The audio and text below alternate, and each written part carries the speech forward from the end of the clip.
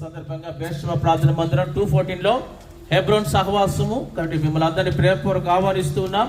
ఆ యొక్క క్రిస్మస్ కి రమ్మని చెప్పి మిమ్మల్ని ఆహ్వానిస్తూ ఉన్నాం. చక్కటి సందేశము, పాటలు, కథలు చక్కగా ఉంటాయి. దయచేసి వచ్చి పాలు పొందండి.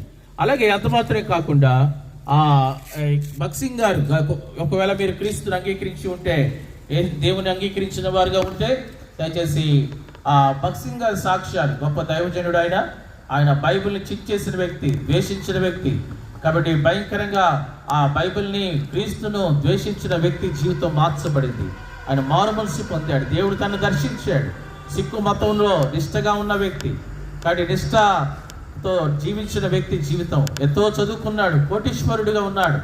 కాబట్టి అలాంటి వ్యక్తి ఆ దినాల్లోనే 50 సంవత్సరాల క్రితమే ఆయన అమెరికా దేశంలో, ఇంగ్లాండ్ దేశంలో చదువు కోసం వెళ్తూ వచ్చాడు. తన జీవితం ఎంతో గొప్పగా